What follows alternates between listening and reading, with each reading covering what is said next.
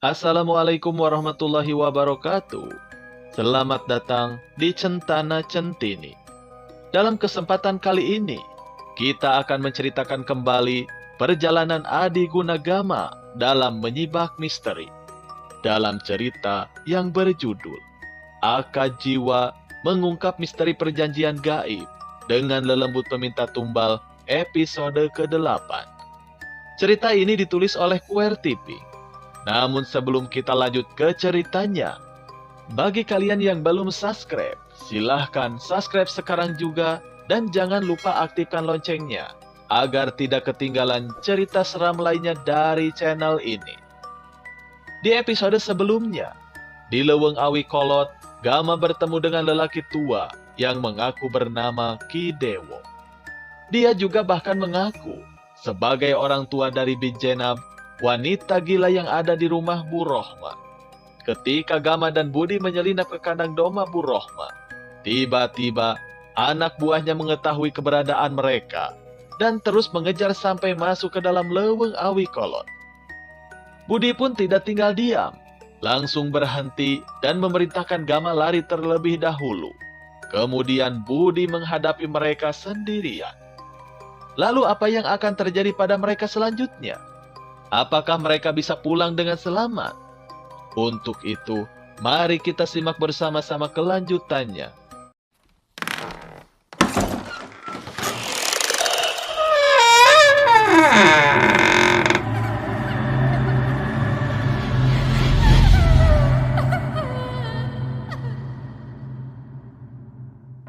Sementara aku terus saja berpikir, langkah selanjutnya yang akan aku ambil.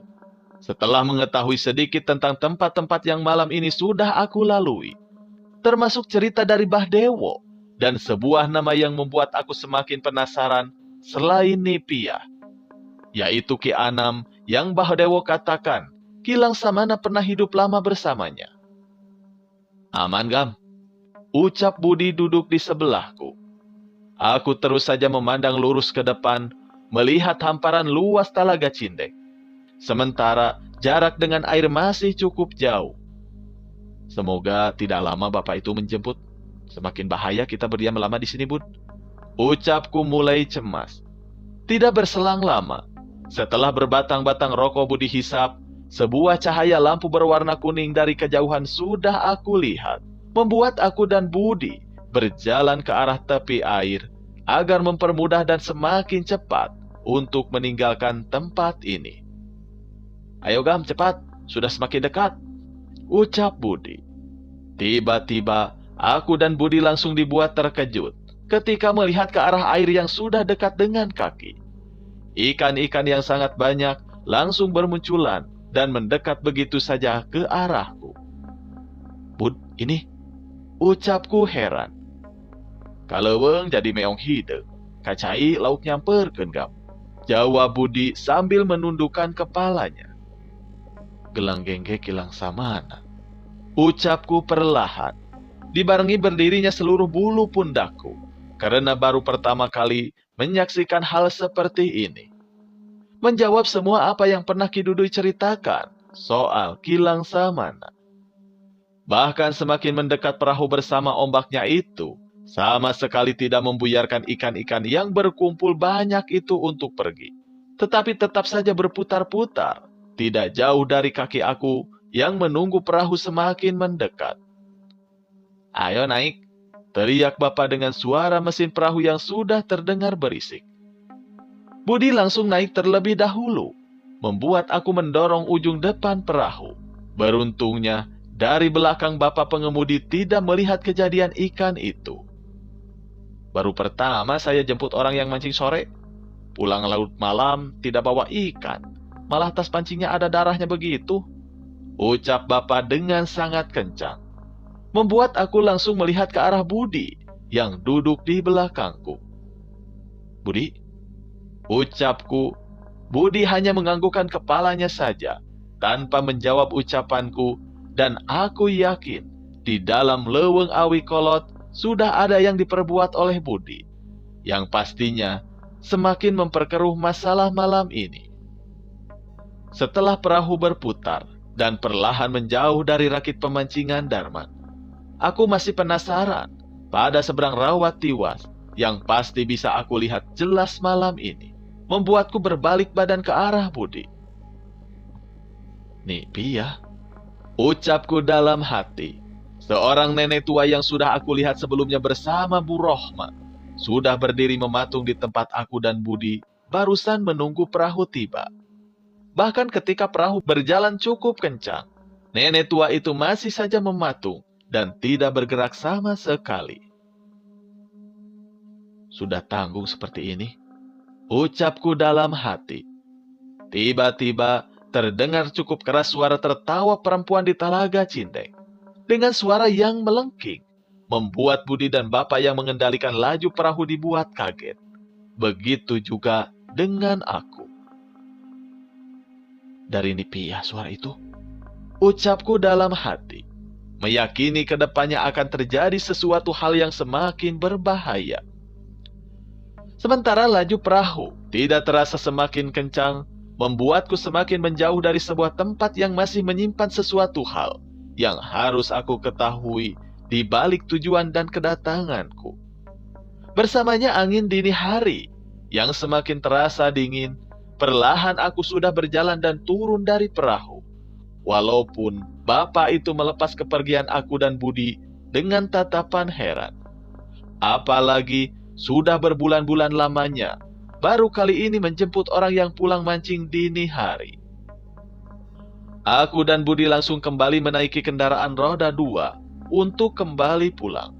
Setelah membayar uang parkir yang hanya aku simpan di atas teras, karena penjaga penitipan motor sudah tertidur lelap. Budi yang mengendarai motor tiba-tiba berhenti di tepi jalan, walaupun sedari tadi tidak ada ucapan apapun lagi yang keluar dari mulutnya itu. "Bud," ucapku sambil mengikuti langkahnya. "Sebentar Kam, besok tolong ganti 3 pancingan punya Darman ya, patah semua," jawab Budi sambil membuka isi tasnya. "Astagfirullah Budi," ucapku sangat kaget ketika melihat panjangnya alat pancing beberapa ada yang patah. Bahkan sudah terlihat ada bekas darahnya. "Sengaja aku pungut semua agar tidak meninggalkan jejak. Tidak sampai mati orang-orangnya, hanya terluka parah saja. Masih pada bisa kembali ke rumah Roma kok, Gam," jawab Budi dengan dinginnya. Mengelap darah di bekas pancingan menggunakan topi yang dia kenakan. Kemudian membuangnya begitu saja. "Bud, awas saja sampai ada yang mati," ucapku masih tidak percaya. Budi hanya menggunakan pancingnya bisa membuat orang-orang yang mengejar di dalam leweng Awi Kolot mengeluarkan darah sebanyak itu. Sosok di dalam leweng Awi Kolot semuanya hanya diam aneh setelah suara langkah kaki besar seperti meong hidung mendekat ke arahku, Gam, jawab Budi perlahan. Kembali berjalan ke arah motor setelah membersihkan bekas bercak darah di tas pancingnya milik Darman itu. "Kemungkinan besar itu kilang, Bud. Aku harus mencari cara melihat keadaan Alda di rumahnya, Bud, secepatnya. Apalagi ini hari Sabtu dan besok Minggu. Masih ada waktu, ya, sebelum aku mengajar," jawabku merasakan kecemasan yang berlebih sekarang kepada Alda. Apalagi sudah mengetahui sedikit perihal Bijenap anak dari Bah Dewo. Setelah melewati perjalanan cukup melelahkan, bahkan baru terasa semua rasa pegal di seluruh badanku. Ketika motor yang Budi kendarai sudah memasuki jalan utama menuju rumah. Apalagi ketika melihat handphone, sama sekali tidak ada kabar dari Dewi. Dan jam pun sudah hampir pukul 3 dini hari. "Jangan bangunkan Mang Tahrim, Gam, kasihan. Biar aku saja yang buka gembok gerbangnya," ucap Budi sambil turun dari motornya. "Jangan, Budi. Masa harus setiap kamu datang atau pulang malam hari, paginya Dewi harus mengganti kunci gembok yang rusak," jawabku langsung menahan pundak Budi. "Kasihan padahal," jawab Budi dengan kesal. Setelah Mang Tahrim terbangun, karena suara panggilanku cukup kencang dan perlahan gerbang rumah langsung dibuka. Aku masih melihat motor Mang Idim masih terparkir di halaman rumah. "Kenapa masih pada di luar? Bukannya masuk ke dalam rumah?" ucapku, melihat Mang Idim sedang bersila di atas sejadah, menghadap ke arah kiblat dan Ki Dudui sedang merokok saja. "Assalamualaikum, Kek," ucapku perlahan, sambil mencium tangan Ki Dudui. "Waalaikumsalam. Sejak kamu pergi dan barusan gerbang dibuka, tenang rasanya perasaan kakek kamu. Rumah dan semuanya aman, tidak ada gangguan apapun. Ini minum dulu, sudah kakek siapkan," jawab Ki Dudui. Anehnya Mang Idim sama sekali tidak bergerak di dalam duduk silanya, dan matanya masih terpejam. Budi juga langsung mencium tangan Ki Dudui sambil melepas tas pancingannya.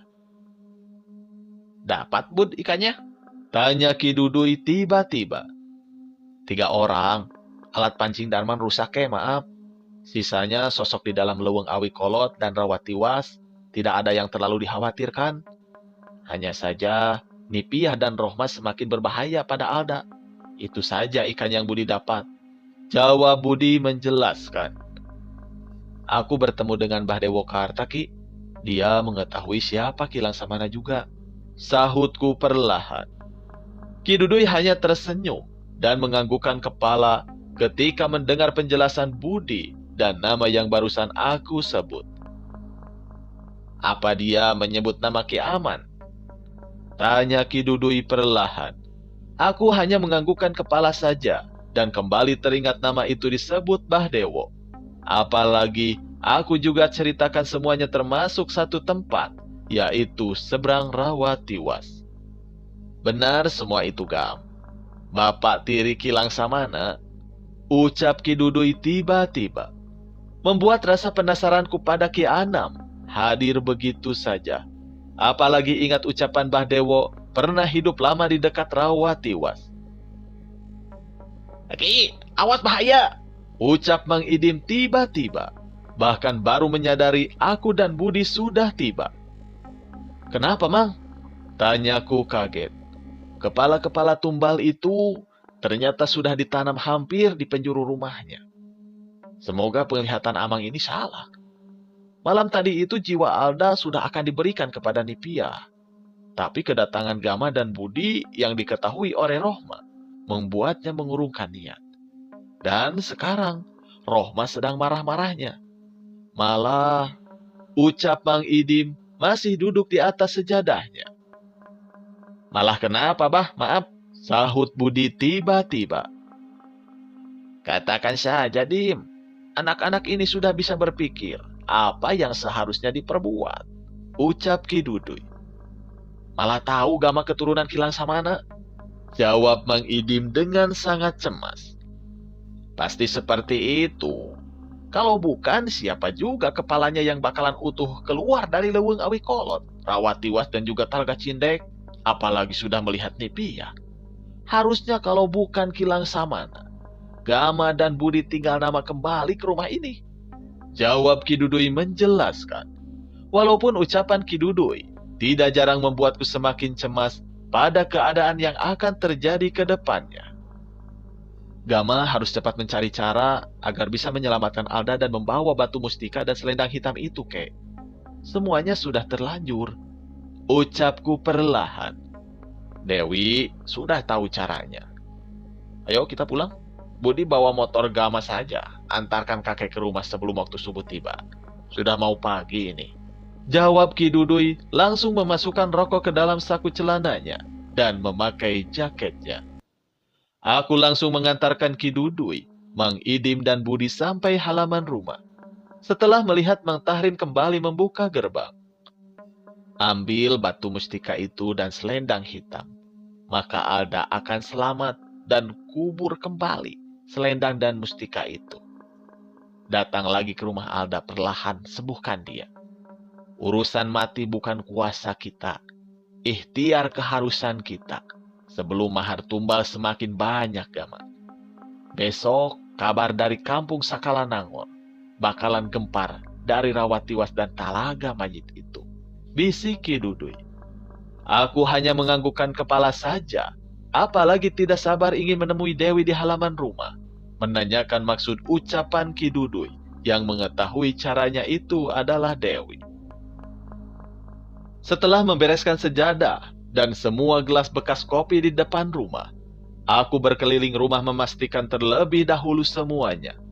Walaupun kucing hitam sudah kembali berada di dalam musola, membuatku hanya menggelengkan kepala saja. Padahal sebelumnya sudah berjumpa denganku di Talaga Mayit. Bahkan langkah kakinya terdengar di dalam leuweung Awi Kolot. Karena sebentar lagi waktu subuh akan berkumandang, segera aku melakukan qada 2 waktu ibadahku yang terlewat ketika dalam perjalanan yang cukup melelahkan malam ini. Setelah melihat keadaan Dewi masih tertidur lelap di kamarnya, sambil kembali menyimpan batu kecil mustika dan gelang gengge pada tempatnya kembali. "Gam, maaf, aku baru bangun tidur," ucap suara yang membuyarkan mataku terpejam sambil bersila setelah waktu subuh sudah berkumandang. "Iya Wi, tidak apa-apa. Sana subuhan dulu," jawabku perlahan. Pintu kamar ruangan kerjaku kembali Dewi tutup, dan aku melanjutkan kebiasaanku. Aku terus saja meminta pertolongan dan bantuan Maha Pencipta, karena di sana sedang ada manusia yang hilang, sudah menjadikan mahar nyawa keluarganya untuk melakukan akad jiwa dengan penunggu 3 tempat yang dahulu sudah dilenyapkan Kilang Samana. Benar, tidak ada cara lain. Harus kembali ke rumah Anda, ucapku perlahan. "Gam, sudah selesai belum?" ucap Dewi kembali membuka pintu ruang kerjaku. "Masuk, Wi. Gimana ibu kemarin? Apa curiga?" tanyaku cemas sekali. "Ki Dudui sudah ngobrol panjang sama aku, Teh Anggit dan juga ibu. Lagian sama, Gam, keadaannya seperti kita dulu. Jadinya ibu sekarang paham. Cuman tidak mau saja kamu kenapa-napa. Sama berdampak sama keluarga Umi Esi juga di rumah. Bahkan Teh Lasmi di rumah sakit," jawab Dewi sambil duduk di sebelahku dan memegang tanganku dengan erat di luar kebiasaan Dewi. Aku cukup tenang mendengar penjelasan Dewi. Walaupun apa yang dicemaskan Ibu Mulyani sebenarnya sama denganku. Tidak ingin terkena dampaknya. Aku cukup tenang mendengar penjelasan Dewi. Walaupun apa yang dicemaskan Ibu Mulyani sebenarnya sama denganku, tidak ingin terkena dampaknya. "Sore kemarin ibunya Alda telepon lagi, Gam. Bahkan barangnya sudah ingin dikirim sore ini, tapi pengen kamu yang antar. Gimana?"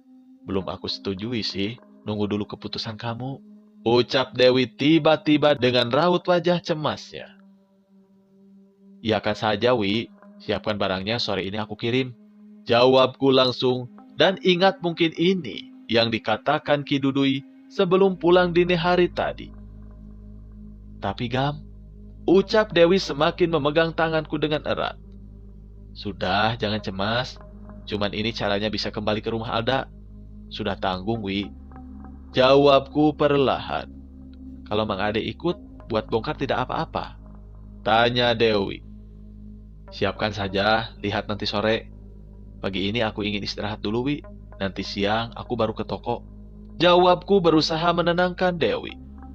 Setelah sarapan pagi dan berbincang dengan Ibu Mulyani juga Teh Anggit, aku baru bisa membaringkan badan di atas kasur setelah Dewi pamit pergi ke toko bangunan. Pantas, Kilang Samana menyisakan pecahan batu mustika kecil itu. Sepertinya sudah tahu ke depannya akan terjadi hal seperti ini.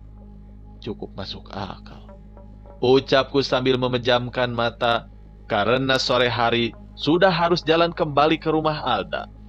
Dan jalan ke rumah Alda pun sudah terbuka, membuatku semakin penasaran pada keadaan Alda dan juga Bijenab yang ingin aku ajak bicara baik-baik. Beberapa kali bunyi dering telepon aku dengar. Apalagi sengaja sebelumnya, handphone tidak aku simpan terlalu jauh dari telingaku. "Tumben Bang Idim," ucapku sambil melihat ke arah handphone. Lebih dari 5 kali panggilan tidak terjawab. Aku juga membaca pesan dari Dewi yang memberitahu bahwa Mang Ade tidak bisa mengantarkan aku sore ini untuk mengirim barang ke kampung Sakalanangor.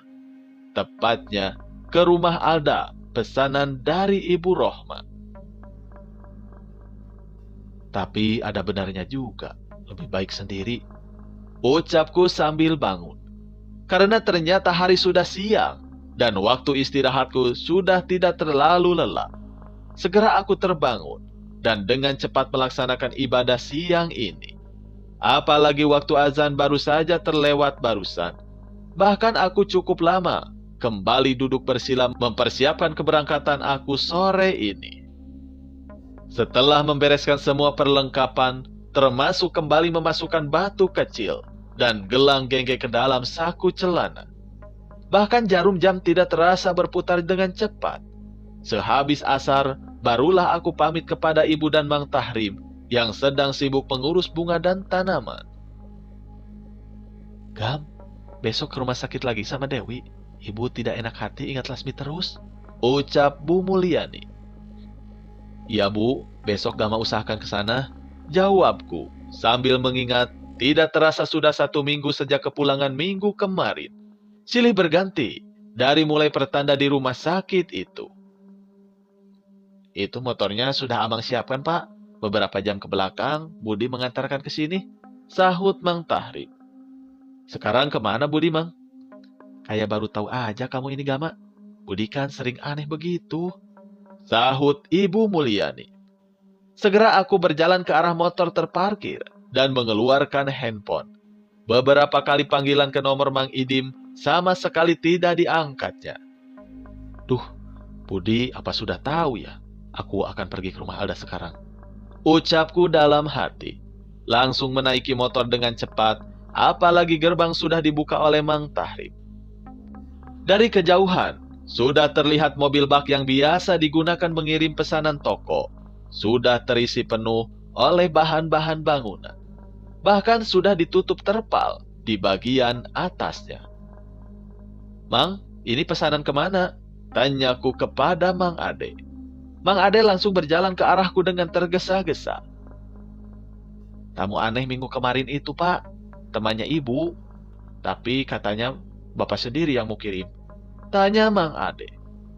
Iya benar, Mang. Kalau mau ikut, ayo, temani saya. Jawabku sambil memperhatikan semua barang-barang dan kondisi ban mobil. Karena akan lebih lama di dalam perjalanan nanti. Mang Ade hanya menggelengkan kepala berkali-kali. Tatapannya seperti sedang mengingat sesuatu. Oh, untuk kali ini tidak dulu, Pak. Maaf. Jawab Mang Ade terbata-bata. Gam, ucap Dewi dari dalam toko setelah melayani pembeli yang baru saja selesai berbelanja. Pastikan mobilnya aman, Mang. Ucapku sambil berjalan ke arah Dewi, bahkan aku tidak masuk ke dalam toko. Dewi langsung mengeluarkan semua kertas nota dan memperlihatkan pesan dari nomor yang diberi nama Bu Rohmah Alda kepadaku. Totalannya itu, mau bayarnya langsung nanti di rumahnya katanya. Aku tidak banyak bicara bahkan ketika telepon Ibu Rohmah siang tadi. Aku juga tidak bertanya soal Alda. Barang sampai langsung ambil uangnya, langsung pulang ya, Gam. Ucap Dewi dengan sangat cemas. Mang Ade langsung membawa kertas nota dan dimasukkan ke dalam mobil setelah Dewi memanggilnya. Mendingan aku pergi sekarang aja, Wi. Budi ada di sini tidak? Tanyaku sambil melihat jam sudah pukul 3 lebih. Gak ada kesini, Gam. Kenapa memangnya? Jawab Dewi langsung mencium tanganku karena aku langsung berpamitan. Walaupun raut wajah cemasnya sudah tergambar jelas. Hati-hati, kabari aku ya, Gam. Ucap Dewi. Perlahan mobil bak yang aku kendarai menjauh dari toko. Beberapa kali aku melihat dari spion mobil. Tatapan Dewi masih saja melihat ke arahku. Padahal ini bukan kali pertama aku mengantarkan pesanan di sela-sela aktivitasku mengajar di sekolah. Namun kali ini tentunya berbeda sekali. Apalagi ucapan Ki Dudui semalam. Terus aku ingat sampai sekarang juga tentang kepala-kepala tumbal yang Mang Idim katakan sudah tertanam di setiap sudut rumah Bu Rohmah yang sangat luas itu. Apa mungkin hanya kepala kambing saja? Ucapku terus berusaha berkonsentrasi mengendarai mobil. Tiba-tiba dering telepon masuk dari Mang Idim. "Assalamualaikum, Gam. Budi sudah ada di situ?" tanya Mang Idim. "Waalaikumsalam, Mang. Belum, Mang. Ini Gama lagi di jalan kirim barang ke rumah Bu Rohmah, tapi cuma sendiri. Tadi juga mau tanya ke Amang," jawabku. "Ki Duduy sudah melarang jangan pergi ke kampung Sakalanangor lagi untuk Budi. Sobar sudah mengetahui ciri-ciri Budi. Yang aman hanya kamu saja, Gam. Takutnya ya kenapa-napa," ucap Mang Idim terputus-putus suaranya. "Amang ini di rumah kakek?" tanyaku semakin cemas setelah mendengar penjelasan Mang Idim. "Iya, makanya agak susah panggilan ini." "Ya sudah, kalau ada apa-apa segera telepon Amang. Mungkin Budi pulang ke rumah dan pasti menuruti juga ucapan kakek," jawab Mang Idim langsung terputus begitu saja. Langsung aku pastikan keberadaan batu kecil potongan mustika dan gelang gengge di dalam saku celana. Benar, tidak mungkin Budi kembali ke kampung Alda, apalagi sudah dilarang. Ucapku dalam hati, sedikit mempercepat laju mobil dan terus saja memikirkan cara bagaimana bisa membawa batu mustika dan selendang hitam yang kini berada di tangan Bu Rohmah. Walaupun tujuanku sekarang untuk melihat keadaan Alda terlebih dahulu. Sudah hampir 3 jam lebih, aku berada di balik kemudi mobil yang membawa bahan bangunan pesanan Ibu Rohmah. Dari mulai macet di jalanan kota, sampai sekarang sudah berada di jalan utama menuju rumah Alda. Keberuntungannya, aku masih ingat jalannya dan tidak bertanya lagi kepada warga. Terus saja di dalam hatiku berzikir, apalagi Dewi dan Mang Idim belum sama sekali memberi kabar kepadaku. "Wi, aku sebentar lagi sampai. Jangan telepon selama aku berada di rumah Alda. Tolong tanyakan sama Mang Idim, Budi sudah ada belum?" Segera aku kirim pesan kepada Dewi, bersama perasaan yang semakin tidak menentu yang aku rasakan. Apalagi di depan, sebuah belokan menuju rumah Alda sudah aku lihat jelas.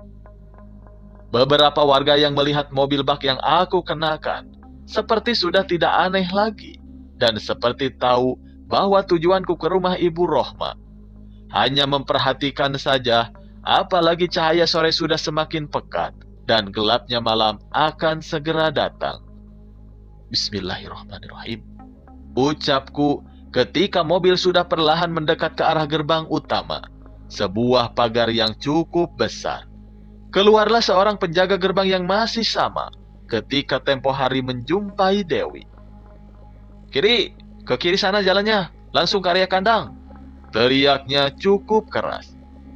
Membuatku hanya menganggukkan kepala saja, perlahan menginjak gas mobil lagi untuk melalui jalanan menuju kandang, sesuai yang pernah Bu Rohmah ceritakan sedang melakukan pembangunan. "Oh, ini jalan muter, luas sekali," ucapku dalam hati. Terus saja berhati-hati pada keadaan sekitar. Apalagi aku ingat posisi kamar Alda berada di rumah besar itu. Terlihat dari kejauhan, kandang-kandang peternakan yang malam kemarin aku berada di belakangnya. Karena kebun pisang dan segala yang aku lihat sama semuanya. "Mundur, mundur, mundur. Ya, stop, stop," teriak seorang lelaki membantu aku memundurkan mobil agar mempermudah menurunkan pesanan Bu Rohmah. Segera aku turun dan menghampiri orang-orang yang akan membongkar pesanan Ibu Rohmah di dalam mobil. "Kang Sobar sudah menunggu di dalam," ucap salah satu orang sambil menunjuk ke arah bagian dapur. Yang anehnya baru aku sadari, bagian lututnya memakai perban yang dililitkan. Bahkan masih terlihat bekas darah di balik perban berwarna putih. Kemudian berjalan terpincang-pincang, mengatur orang-orang yang menurunkan bahan bangunan dari arah mobil bak. Membuat aku curiga salah satu orang yang semalam mengejar aku dan Budi. "Lukanya lumayan parah," ucapku dalam hati. Aku terus saja memperhatikan sekitar halaman belakang rumah Bu Rohmah. Apalagi setelah melihat jam yang ada di handphone aku. Ini adalah waktu maghrib sudah berkumandang. Pak Gama, tiba-tiba terdengar suara Kang Ito sambil berjalan tergesa-gesa ke arahku. Assalamualaikum, Kang. Jawabku sambil menjulurkan tangan. Notanya dibawa, Pak. Mumpung Sobar dan Ibu baru saja keluar, ayo masuk, Pak. Jenguk Alda dulu, sudah tidak sadar sejak malam kemarin. Biar sekalian, sudah tanggung ada di sini. Ucap Kang Ito dengan sangat cemas. Seolah aku diberi jalan dan tidak bersusah payah untuk masuk, karena langsung disambut oleh Kang Ito. Tanpa menunggu lama, apalagi barang yang aku kirim sedang diturunkan. Aku langsung mengikuti langkah Kang Ito masuk melalui dapur yang sangat luas. Sebuah kamar yang minggu kemarin membuatku perlahan mengetahui keadaan Alda. Sudah aku lihat lagi sekarang, walaupun pintu kamarnya sudah terbuka. Bijenab, ucapku dalam hati, karena melihat baru saja keluar dari kamar Alda. Namun sama sekali tidak melihat ke arah aku dan juga Kang Ito, karena dia berjalan terburu-buru. Dengan penampilannya tidak jauh seperti Teh Lasmi, yang sedang dirawat di rumah sakit jiwa, apalagi uraian rambut panjang yang berantakan itu, sesekali membuat bulu pundakku berdiri. Ayo Pak Gama, masuk. Ucap Kang Ito berjalan terlebih dahulu. Alda masih terbaring di atas kasur, walaupun kedatanganku langsung membuat tubuh Alda bergerak, seperti terkena sengatan setrum yang tinggi. Membuat Kang Ito langsung kaget. Tidak banyak waktu. Ucapku mengingat Bu Rohma dan Sobar sedang keluar. Seperti diberi kesempatan, apalagi batu di dalam saku celana dan gelang gengge sudah terasa merespon keadaan di dalam kamar. Maaf ya Kang, ucapku perlahan. Tidak apa-apa Pak Gama, silakan. Jawab Kang Ito semakin cemas. Aku langsung memaksa membangunkan dan juga mengangkat tubuh Alda yang tiba-tiba mengeluarkan panas. Sehingga sekarang punggungnya sudah berada di dekat tanganku dengan rambut yang terurai. Perlahan aku keluarkan batu kecil dan langsung aku tempelkan pada punggung Alda. Keluar, ucapku dalam hati. Bersamaan dengan keringat yang perlahan muncul dari punggung Alda, apalagi hanya mengenakan daster. Itu semen mau disimpan di mana? Orang-orang di belakang menunggu, temui dulu. Ucap Bijenab tiba-tiba sedang melihat aku duduk di atas kasur Alda. Baik, Bi. Jawab Kang Ito, yang langsung berjalan keluar kamar, dan aku langsung melepaskan tubuh Alda, karena terasa memang sangat sulit sekali sosok yang sudah membawa jiwa Alda ini untuk keluar. Bijenab perlahan masuk ke dalam kamar semakin mendekat ke arahku dan Alda, membuat suasana di dalam kamar berubah semakin mencekam. Sesakti apa memangnya kamu ini, Gama? Mau ikut campur urusan ini? Peduli setan, kamu masih keturunan siapapun. Alda sudah mati sejak menjadi mahar nyawa keluarganya. Pilihannya mendingan kamu pulang dan jangan pernah kembali. Ucap Bijenab sambil membenarkan posisi Alda yang masih tertidur. Hanya ikhtiar, Bi. Tidak ada yang sakti kecuali yang Maha Pencipta. Sebelumnya datang suaminya ke rumah saya, Bi, bersama Alda. Wajar, saya harus kembali ke sini. Jawabku sambil terus merasakan bahwa makhluk di dalam rumah Bu Rohma perlahan akan menunjukkan wujudnya. Apa tidak cukup malam kemarin di Talaga mengganggu ritual Ibu Rohma? Tanya Bijenab menatap tajam ke arahku. Apalagi jaraknya sudah sangat dekat. Aku langsung terdiam dengan ucapan Bijenab yang ternyata mengetahui malam kemarin kedatanganku. Mbah Dewo sudah cerita banyak, tapi sayang, mungkin sekarang sudah akan mati di tangan Sobar dan Bu Rohman yang barusan pergi ke rumahnya. Membereskan satu persatu. Malam ini paling kepalanya dikubur juga di sini. Percuma ya, selanjutnya juga kamu. Ucap Bijenab dengan sangat dingin. Bukannya Mbah Dewo itu Bapak Bijenab? Ucapku dengan tegas, tanpa sedikit pun ada rasa takut dari ucapan Bijenab itu. Ya, tapi kesalahannya berbicara dengan kamu malam itu, dilihat Sobar. Jawab Bijenab tersenyum ke arahku sangat menakutkan. Jenab, cepat ke sini. Tiba-tiba terdengar suara teriakan Bu Rohmah dari arah pintu dengan sangat kencang sekali. Bi Jenab dengan cepat berjalan ke arah suara Bu Rohmah dengan tergesa-gesa. Obati luka Sobar cepat. Itu luka di tangannya, jarinya hampir putus. Terdengar suara Bu Rohmah sangat panik. Masa tidak ada yang bisa menangkap lelaki gerondolan sialan itu? Dewo di bawah lelaki itu? Ucap Bu Rohmah, namun suaranya tiba-tiba pelan, seperti mengetahui bahwa aku berada di dalam kamar Alda saat ini. Membuatku langsung kaget dengan ucapan Bu Rohmah. Malah aku menyangka lelaki yang dimaksud Bu Rohmah adalah Budi. Apalagi tiba-tiba badan Alda kembali bergetar, membuat aku langsung mendekat ke arahnya. Tolong, ucap Alda dengan suara pelannya. Tiba-tiba, dengan cepat pintu kamar tertutup dengan keras. Dan lelaki dengan kepala pelontos bernama Sobar itu sudah berada di balik pintu. Dengan darah yang terus menetes perlahan ke lantai keramik. Darah itu berasal dari jari manisnya sebelah kiri yang hampir putus. Juga bekas sayatan benda tajam di kedua tangannya yang sudah cukup parah. Menatap tajam ke arahku yang masih berada di dekat Alda dengan hanya menggunakan mata sebelahnya. Urat-urat di bagian dahinya terlihat sudah hampir keluar. Tiba-tiba mengeluarkan pisau panjang yang sangat tajam dari balik punggungnya. Kedatangan Gama dan Budi ke Telaga Majid, Rawat Tiwas dan bahkan masuk ke dalam Leweng Awi Kolot, tidak hanya semakin membahayakan Alda. Namun, keadaan Gama sendiri semakin terancam dan sangat dekat dengan mara bahaya. Walaupun sebanding dengan apa yang kini Gama perlahan ketahui soal Kilang Samana dan dari mana asal mustika, juga selendang hitam yang sekarang berada di tangan Bu Rohmah. Keadaan semakin keruh, apalagi Gama masih harus menyelesaikan dan bertanggung jawab akan kesembuhan Alda, agar bisa lepas dari mahar nyawa keluarganya itu. Akankah berdampak pada keadaan Dewi di rumah, bahkan juga Teh Lasmi? Kita akan berjumpa lagi di episode selanjutnya. Akad Jiwo.